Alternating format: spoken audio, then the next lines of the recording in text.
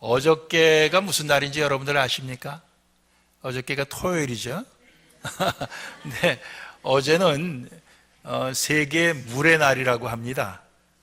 1992년도에 1992년도에 브라질의 리오 데자네이로에서 모여서 사람들이 물에 대한 관심을 갖게 되고, 그 다음에 그 한 해 후인 1993년부터 이제 유엔에서 발표한 세계 물의 날이 시작이 되는데, 70억의 세계 인구 중에서 깨끗한 물이 없는 가운데 사는 사람이 11억 명이 됩니다. 1.1 빌리언, 11억 명이고, 그 다음에 전기가 없이 사는 사람들이 13억 명이 됩니다. 그 다음에 늘 굶주려서 배고픈 중에 사는 사람이 10억 2천만 명이라고 합니다. 이 물과 에너지와 식량, 이것은 서로 연관되어 있어 서로 의존한다고 합니다. 근데 그 중에도 제일 중요한 것은 물이라고 그래요.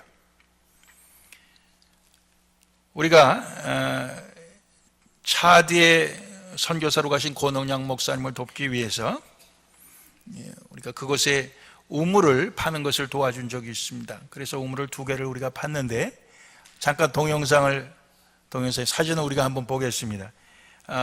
선교 헌금을 하기도 하고, 또 깡통 우리가 리사이클링 하기도 해갖고 그렇게 해줘갖고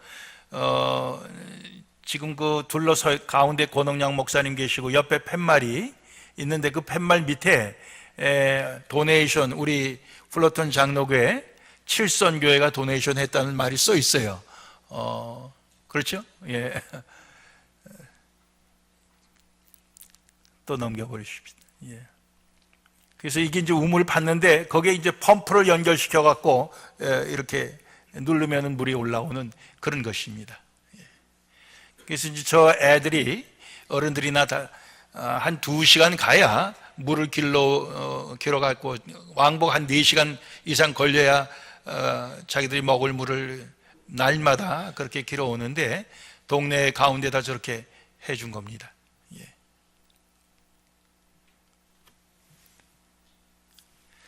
저 사람들의 옷이 굉장히 색상이 화려해요. 못 살아도.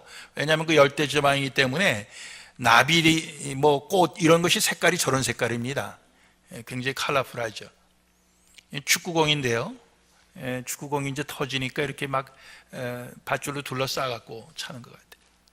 맨발로 다닙니다. 예.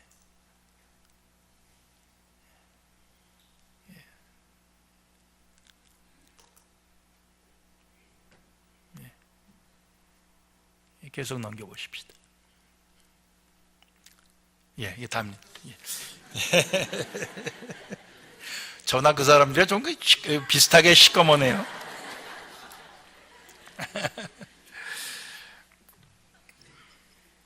물이라고 하는 게 상당히 중요합니다.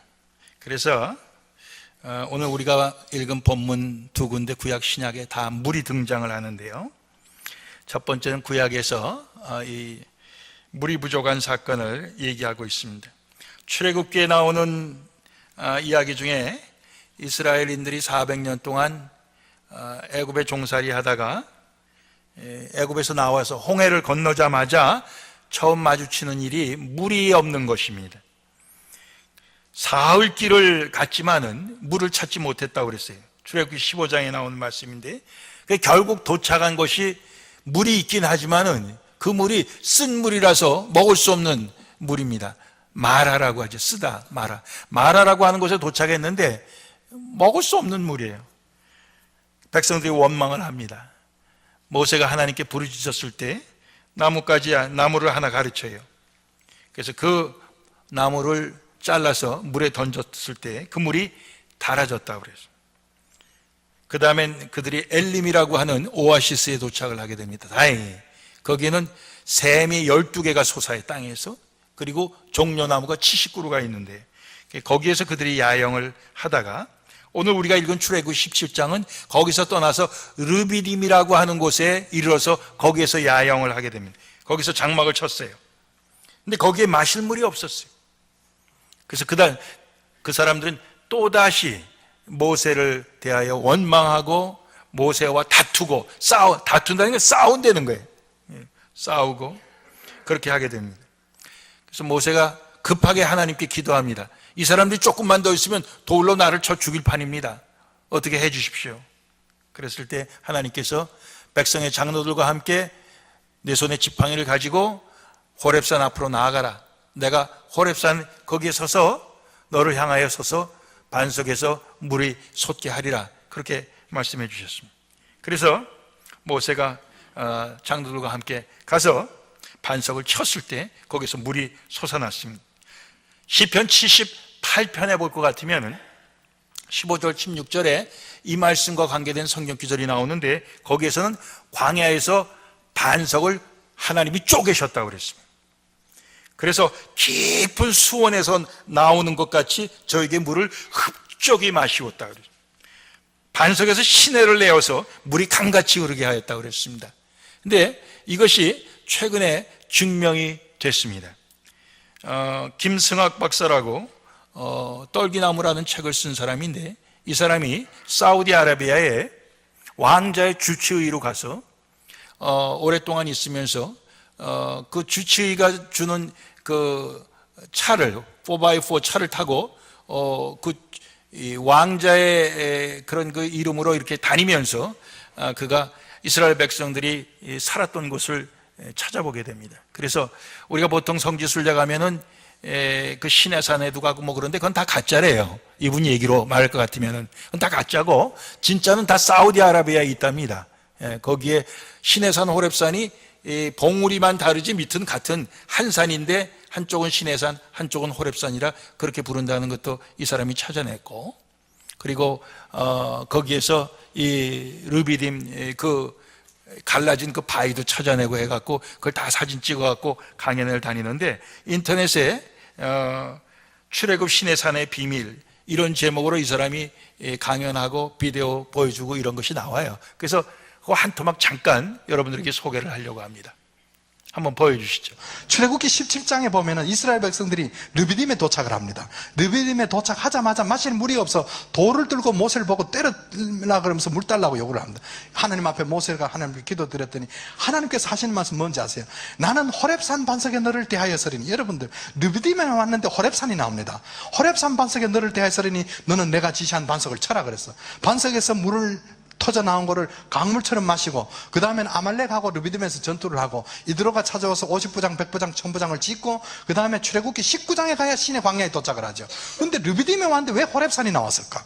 그렇다 그런 건 무슨 말이냐면 호렙산과 르비딤은 아주 가까이 있었다는 거예요. 그래서 가봤더니만은 여러분들 제가 생각할 때는 르비딤 반석에 물을 내 마신다거나 물은 낮은 데서 나오기 때문에 모세가 반석을 이렇게 쳐서 여기서 물 터졌거나 아니면 여기서 쳐서 물이 나왔거나 이 생각을 했죠. 그런데 가봤더니만은 물이 여기서 터졌거나 여기서 터져 나왔으면 이스라엘 백성들이 몇 명이 바뀌었어요? 5,000명이 바뀌었어요? 10,000명이 바뀌었어요? 가봤더니만은 하나님의 역사는 우리의 생각과 완전히 다른 것이. 무슨 말이냐면은 광야 한가운데 높은 동산이 있고 동산 꼭대기 위에 이 솟았는 바위를 한번 보십시오. 이 바위 높이가 건물 한 8층 정도 높이 됩니다.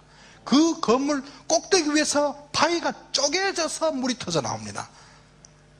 무슨 말을 하면은 하나님이 물 터지는 장면을 온 이스라엘 백성들이 어느 지파 어느 위치에서 보더라도 물 터지는 데 다 볼 수 있는 곳에서 물을 터뜨렸다는 거예요. 그래서 이 가봤더니만은 바위팀 여러분들 성경을 보세요. 광야에서 반석을 쪼개시고 그럽니다. 쪼갠 건 뭡니까? 둘로 나눴다는 거예요. 이 꼭대기 위에 서 있던 반석이 하나였는데 하나님께서 쪼개졌다는 거예요. 레이저로 쪼개듯이 쪼개졌다는 거예요. 쪼개졌는데 저는 이 반석을 뒤로 올라갔어요. 사람 키 요만하니까 이 반석 크기가 어느 정도 가늠이 되죠. 바위가 쪼개졌는데 제가 뒤로 들어가서 앞으로 나와서 틈 속에 서 있는 거예요. 그래서 제가 자꾸 바위 틈 속을 보라 그러니까 사람들이 저 배를 보는 사람들이 많더라고요. 근데 이 쪼개진 반석 틈 사이에 보면 물 터져 나온 구멍이 있는 거예요. 터져 있고 그 밑으로 내려가면은 옛날에 물이 사막으로 스며드니까 물길을 끌어가기 위한 고대적 수로가 아직도 그 현장에 있더라는 거예요. 그런데 이 반석을 중간에 틈 속에서 서서 한참 고민을 했습니다. 왜? 이 반석을 가르쳐서 이사야 선지자나 시편 기자가 동일하게 쓴 시대도 다르고 쓴 기자도 다른데도 똑같은 내용을 표현하고 있는데 보세요. 광야에서 반석을 어떻게 했다 그래요? 쪼개시고 쪼개는 건 둘을 나눴죠. 쪼개시고 수원에서 나는 같이 물을 흡족히 마셨다. 그들을 위해서 물이 흘러나게 했으며 바위를 쪼개서 물로 솟아나게 했다. 하나님께서 반석을 쪼개갖고 물을 내셨다 하는 그것을 이사야는 이제 발견하고, 이제 이것이 조금 있으면 이 사람의 이런 모든 그것을 이 성서 고고하는 사람들한테 넘겨서 그 사람들이 영화로 만들어 갖고 이제 나온답니다. 이분이 굉장히 공로가 있는 분이에요. 지금은 그 사우디에서 그 모든 지역을 갖다가 다 군인들이 지키고 일반 사람들은 출입을 금하는데, 이분이 참 그렇게 촬영을 많이 해갖고 나왔습니다. 이 르비딤에서 있었던 그 사건을 통해서 출애굽기 17장 7절 말씀 보면은 모세는 이런 말을 합니다. 모세가 그곳 이름을 마사라 또는 무리바라 불렀으니 이는 이스라엘 자손이 다투었으며, 모세와 다투었어요. 싸웠어요. 또는 그들이 여호와를 시험하여 이르기를 여호와께서 우리 중에 계신가 아닌가 하였음이더라. 여호와를 시험했다. 우리 중에 계신가 안 계신가. 이 시험했다는 말은 다른 뜻은 결국 믿지 않았다 그런 얘기입니다. 여호와 하나님이 우리 가운데 계신 것을 그들이 믿지 않았다는 얘기예요. 그래서 이 사람들은 이스라엘 사람들이지만은 저는 이 사람들을 오늘 제목에 붙이기를 무리바 사람들이라 이렇게 이름을 붙인 것입니다. 무리바라고 하는 뜻은 싸웠다, 마사라고 하는 뜻은 하나님을 시험했다, 신뢰하지 않았다 그런 뜻인데요, 무리바 사람들은 누굽니까? 하나님의 선민입니다. 누구보다도 하나님의 구원의 기적 많이 경험한 사람들입니다.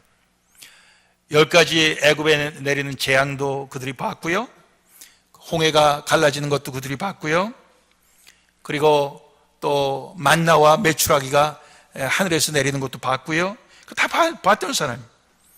그런데도 불구하고 이들은 모세와 다투고 모세에게 원망하고 하나님을 신뢰하지 않았던 것입니다.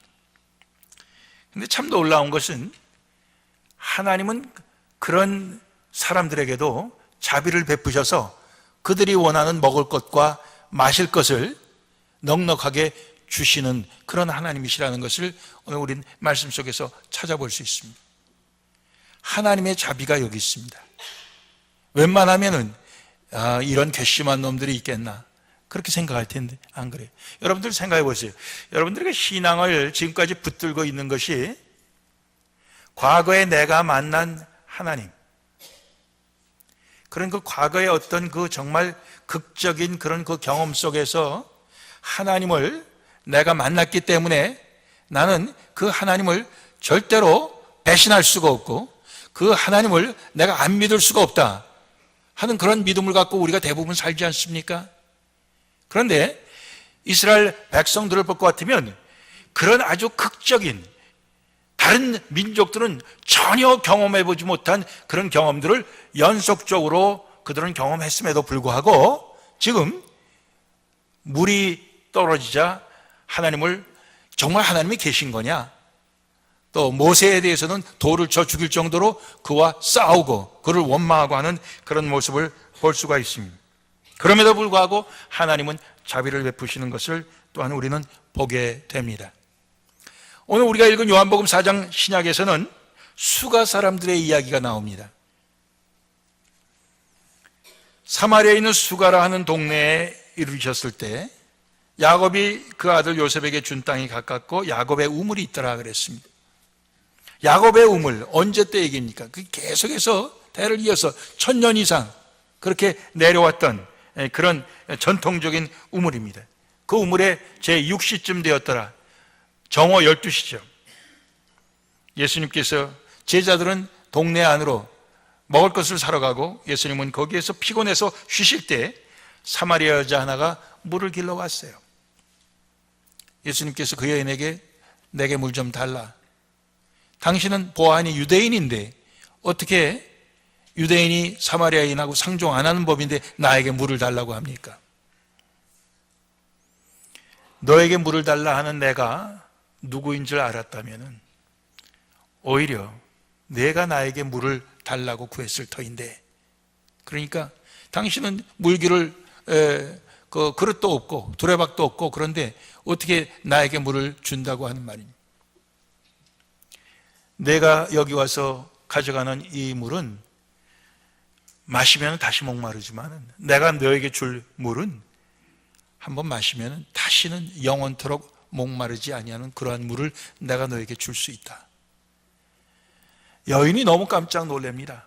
그런 물이 있으면 나에게 주어 내가 마시게 하고 다시는 물 기르러 여기에 오지 않게 하소서. 그랬을 때 내 남편을 불러오라. 전 남편이 없습니다. 그래, 내가 남편이 전에 5이 있었지만 지금 사는 사람은 내 남편이 아니니 내 말이 맞다. 여자가 또 한 번 깜짝 놀라죠. 제가 보니 선지자시구만요. 그러면서 우리 이 사마리아 사람들은 예배를 이 그리심산에서 드리는데 당신들 유대인들은 예루살렘에서 예배를 드려야 된다고 하죠. 그리심산이나 예루살렘이나 장소가 문제가 아니다. 하나님은 영이시니 하나님께 예배드리는 자는 신령과 진정으로 예배드려야 되는데 그렇게 예배드릴 때가 왔나니 곧 이때라. 무슨 얘기입니까? 예수 그리스도를 통해서 하나님께 진정 나아갈 수 있다는 얘기죠. 그리스도를 통해서만 하나님 앞에 진정한 예배를 드릴 수 있다는 말씀이에요. 그때가 왔다 이렇게 말씀하는 겁니다. 그랬을 때 이 여인이 그리스도라 하는 메시아가 오시면 우리가 그분이 오실 것을 우리가 알고 있는데 오시면 이 모든 것을 우리에게 다 알려줄 것입니다. 내가 바로 그 메시아다. 내가 바로 그러라. 예수님 그렇게 말씀하셨을 때 이 여인이 또 한 번 깜짝 놀랍니다. 그래서 물동이를 버려두고 동네로 뛰어들어가서 사람들에게 내 모든 과거를 다 말한 사람이 있는데 바로 그 사람이 그리스도가 아니겠느냐. 동네 사람들이 그 말을 듣고 우물가로 뛰어가는 거죠. 그 여인의 말을 믿고 예수를 만나러 간 것입니다. 그리고 그 예수를 자기 동네로 모시고 가면서 우리하고 좀 머물러 계십시다. 우리하고 좀 계십시다. 그래서 이틀을 예수님이 그 수가성 마을 사람들하고 지내게 됩니다. 그럴 때 그 수가성 마을 사람들이 마지막에 뭐라고 얘기합니까? 여인에게 우리가 처음에는 네 말을 듣고 믿었지만은 이제는 저 예수의 말을 우리가 친히 듣고 그가 세상 모든 사람들의 구주인 것을 알게 되었다. 이렇게 고백을 하는 것입니다. 우리는 오늘 이 이스라엘 자손들과 또 혼혈, 피가 섞인 수가성 사람들, 사마리아 사람들 이 둘을 놓고 비교해 보면서 참 하나님은 참 자비하신 하나님이시다 하는 그 공통점을 발견합니다. 이스라엘 자손들에게도 그들이 계속 하나님을 불신하고 계속 원망하고 해도 그들에게 먹을 것과 마실 것을 주시는 자비로우신 하나님이시고 또 한편으로는 이 사마리아성 이 혼혈적인 순수한 이스라엘 사람들이 아닌데도 불구하고 그들에게 자비를 베푸셔서 먼저는 사마리아 여인 그 하나를 구원하시려고 예수님을 그 우물가에 보내시고 또 그 여인은 그가 만난 메시아를 자기 모든 부끄러움을 무릅쓰고 동네 사람들에게 가서 크게 외쳐서 동네 사람들을 다 예수님에게로 인도하는 그런 모습을 봅니다. 결국 많은 수가 동네 사람들이 예수를 믿게 되었다고 그랬죠. 그 증거가 우리가 친히 듣고 그가 참으로 세상의 구주이신 줄 알미니라. 이런 고백을 통해서 우리는 그것을 알 수가 있는 것입니다. 그게 증명하는 것입니다. 하나님께서는 무리바 다투고 불신하고 하는 무리바 사람들에게도 자비를 베푸시고 또한 혼혈적인 죄 많은 수가 사람들에게도 자비를 베푸시는 자비의 하나님이신 것이 오늘 두 가지 말씀에 나오는 공통점이에요. 그렇지만 그 두 종류의 사람들에게는 차이가 있어요. 무리바 사람들은 먹을 것과 마실 것, 즉 우리의 그 인간적인 필요와 욕망을 위해 싸우기도 하고 원망하기도 하고 하나님을 불신하기도 하는 그러한 모습의 사람들이에요. 그런가 하면 수가 사람들은 예수님의 말씀을 듣고 죄 많은 한 여인의 말을 듣고 예수를 구주로 영접하고 감사하고 서로 용납하고 사랑하는 그러한 모습을 우리에게 보여주고 있어요. 여기서 우리는 우리의 삶은 과연 이 둘 중에 어떤 삶을 살고 있는 것이냐, 그리고 앞으로 우리는 그 둘 중에 어떤 삶을 추구해야 할 것이냐, 그래서 우리는 선택하면서 살 수밖에 없어요.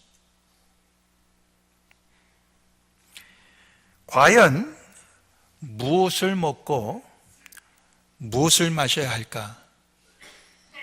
이런 질문이 되는 것입니다. 오늘 우리가 요한복음을 굉장히 길게 읽었습니다. 그 중에 31절부터 38절까지 나오는 말씀 가운데 예수님의 양식이라는 그런 그 소제목이 들어있습니다. 제자들이 마을에 들어가서 먹을 것 사갖고 와서 예수님께 드십시오 했을 때 나는 너희들이 알지 못하는 내 먹을 양식이 있다, 이렇게 말씀하시면서 나의 양식은 나를 보내신 이의 뜻을 행하며 그의 일을 온전히 이루는 것이라, 이렇게 말씀하십니다. 그러면서 거두는 자가 이미 싹도 받고 영생에 이른 열매를 모으나니 이는 뿌리는 자와 거두는 자가 함께 즐거워하게 하려 함이니라. 이 여인 하나를 갖다가 영생으로 이끌고 이 여인을 통해서 이 수가성 마을 사람들을 영생으로 이끄는 것이 나를 보내신 이의 뜻을 행하고 그 뜻을 온전히 이루는 것이라, 이런 의미죠. 그리고 그것이 곧 나의 양식이다, 이렇게 말씀합니다. 양식이 없으면 우리는 죽습니다. 먹지 못하고 마시지 못하고 먹을 것이 없고 마실 것이 없으면 우리는 죽습니다. 그렇죠? 양식과 물은 우리에게 너무 중요하고 우리 삶을 계속하는 데 있어서는 없어서는 안 될 것입니다. 그렇지만 그것보다 더 중요한 것을 예수님은 오늘 말씀하고 있습니다. 그것은 뭡니까? 영생을 얻게 하는 양식, 영생을 얻게 하는 물을 얘기하고 있어요. 그게 뭡니까? 아버지의 뜻을 행하는 거예요. 아버지의 뜻을 이루는 거예요. 사람들을 구원하는 것입니다. 예수님은 지금 참 그렇게 짧은 인생을 살면서 그렇게 바쁘고 피곤한 인생을 살면서도 이 천하디 천한 한 여인을 구원하시는 것을 내 아버지의 보내신 일을 하는 것이라고 하고, 바로 그것이 내 육신의 양식을 먹는 것보다도 더 소중한 나의 양식이라고 그렇게 말씀을 하시는 것입니다. 근데 오늘 이 모습은 예수님에게만 볼 수 있는 것이 아니고 이 여인에게서도 볼 수 있습니다. 28절에 보면 예수님께서 내가 바로 내가 기다리고 내가 오리라고 알고 있는 메시아 그리스도, 바로 내가 그러라, 이 말을 듣자마자 그 여인은 물동이를 버려두고 동네에 들어가서 사람들에게 말했다는 것입니다. 여러분들, 이 여인이 왜 우물가에 왔습니까? 물 길러 왔죠. 근데 물동이를 버려두고 동네로 다른 박질 쳐 갔다는 것이죠. 이 여인에게 있어서 지금 그 물은 자기의 생명과도 같은 것입니다. 그걸 길어가야 되는 것입니다. 그럼에도 불구하고 그에게 물동이를 버려두고 동네로 뛰어가게 한 것은 무엇이었을까요? 결국 그는 그의 마음속에 모신 예수님입니다. 그리스도, 구주입니다. 야곱의 우물에서 기를 수 있는 물이 아니고 예수 그리스도만이 주실 수 있는 영생의 물을 벌써 그 여인은 맛을 본 것입니다. 그래서 그는 물동이를 팽개쳐버리고 뛰어가는 모습이에요.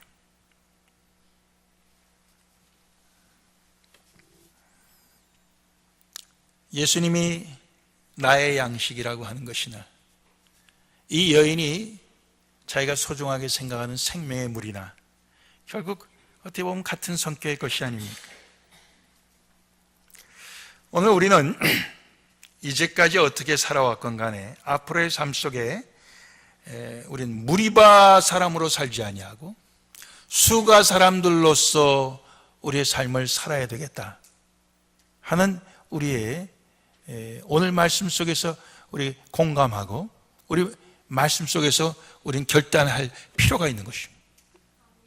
이 수가 사람들이 우리가 친히 듣고 이 예수가 세상의 구주인 줄 우리가 이제는 안다.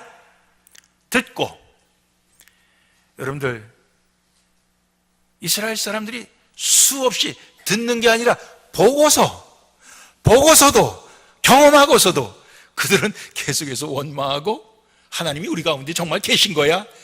그들은 신뢰하지 못하고 살았습니다. 그 이스라엘 자손들을 저는 오늘 제목을 붙이길 무리바 사람들이라 이렇게 이름을 붙인 겁니다. 우리가 하나님의 그 임재와 하나님이 우리의 삶 속에 구원으로 역사하시고 간섭하시고 우리의 은혜를 베푸신 모든 사건들이 있었음에도 불구하고 우리가 자칫하면은 우리는 인간적인, 이 세상적인, 물질적인 그 당장의 그 필요에 우리가 연연하여서 우리는 무리바 사람 같이 살 수도 있고, 그러나 그런 경험이 하나도 없이 그저 예수님의 말씀을 그냥 듣고 그냥 믿을 수 있는 수가 사람들 같이도 살 수 있는 것입니다. 놀랍지 않아요? 그 사람들이 그냥 듣고 믿은 겁니다. 그 사람들이 반석에서 물이 솟는 걸 본 게 아니에요. 그 사람들이 예수님으로부터 무슨 물을 이 커다란 이 물동이에다 한 동이씩 받아갖고 자 이거 갖고 그냥 먹으면 그 물동에서 물이 아무리 마셔도 떨어지지 않는다, 그런 걸 받은 게 아니잖아요. 예수님 자신이 생명의 영생의 양식이고 예수님 자신이 영생의 물인 것을 그들이 믿게 된 거 아닙니까? 어떻게? 그저 말씀을 듣고 믿은 것입니다. 내가 바로 그러한 자다. 그걸 그냥 듣고 믿은 거예요. 놀랍지 않아요? 참 놀랍죠. 오늘 우리는 하나님의 자비하심 속에서 사는 건 다 마찬가지입니다.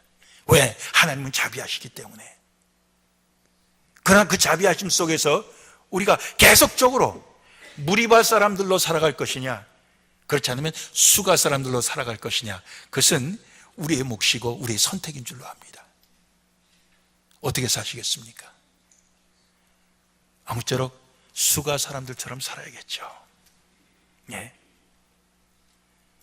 아버지의 뜻을 내 양식으로 삼고 아버지께서 우리에게 시키시는 그 일을 내 양식으로 삼고 내 사명과 내 기쁨으로 삼고 우리가 그렇게 살아가야 되는 거 아니겠어요? 그 여인, 그 한 사람처럼 또 수가성 사람들 말씀을 듣고 이제는 우리가 들었기 때문에 세상의 구주가 바로 이 예수님인 줄 우리가 안다, 우리가 믿는다. 그것을 우리가 변하지 않고 살아야 될 줄로 압니다. 무리바 사람들이냐 수가 사람들이냐, 둘 다 하나님의 사랑받고 하나님의 자비하심 속에 사는 건 마찬가지예요.